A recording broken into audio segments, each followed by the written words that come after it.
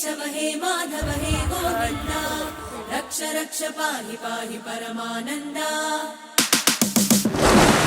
केशव हे माधव हे गोविन्दा रक्ष रक्ष पाहि पाहि परमानन्दा हे केशव हे माधव हे गोविन्दा रक्ष रक्ष पाहि पाहि परमानन्दा